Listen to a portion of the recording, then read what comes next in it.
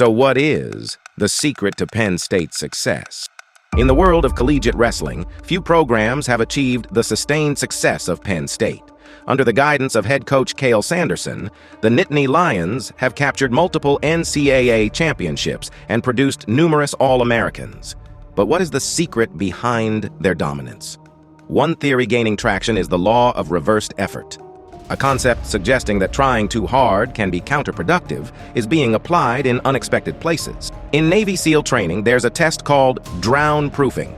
Instructors tie your hands and feet and throw you into a 9-foot pool. The objective? Survive for 5 minutes. Many panic and fail, but those who understand the test's secrets pass. The first secret? The more you try to keep your head above water, the more likely you are to sink. With hands and feet tied, it's impossible to stay afloat for 5 minutes. The second secret? The more you panic, the more oxygen you burn. The paradox is brutal. The more you try to live, the less likely you are to survive. What was the secret behind Usain Bolt's world records?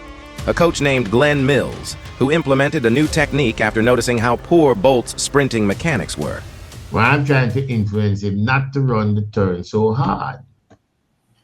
Because if he regulate it more better, his deceleration wouldn't be so great at the end. He would run under 18 easy.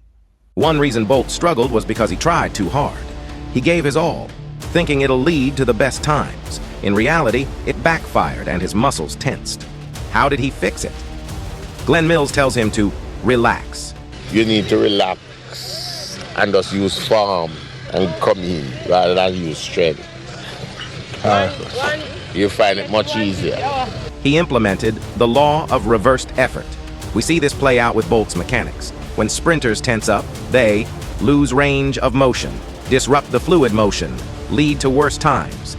The law of reversed effort was first coined by the author Aldous Huxley back in the early 1900s, who wrote, "The harder we try with the conscious will to do something, the less we shall succeed."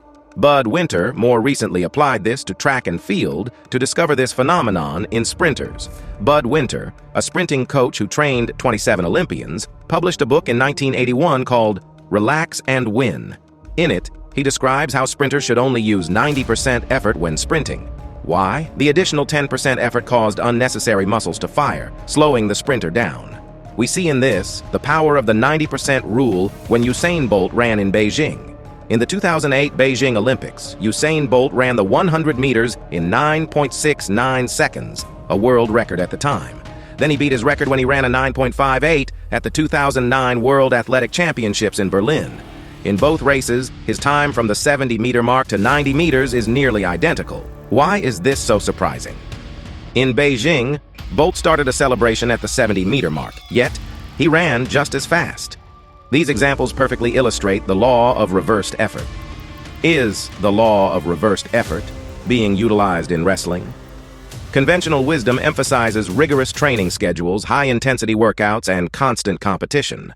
However, Penn State's approach seems to flip this script. It doesn't matter. I mean, life moves forward, and this is just all about preparation and getting ready for the next stage in life.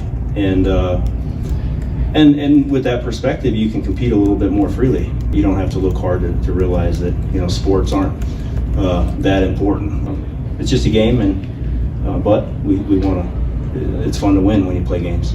Rather than adhering strictly to traditional wrestling doctrines, Penn State incorporates holistic practices and fun training activities, including the fabled dodgeball. This allows athletes to stay fresh, motivated, and mentally sharp throughout the grueling season. The law of reversed effort can be applied here. By reducing the physical and mental strain typical in wrestling programs, Penn State wrestlers maintain peak performance levels and avoid burnout. The results speak for themselves. Penn State's wrestlers exhibit unparalleled technique, resilience, and endurance on the mat. This success is a testament to their innovative training methods, which defy traditional norms. As Penn State continues to dominate collegiate wrestling, their success under the law of reversed effort may inspire other programs to rethink their approaches. In the end, sometimes doing less can lead to achieving more. How can you take advantage of the law of reversed effort? Start by subscribing to BEG Wrestling below for all the latest in the world of wrestling news.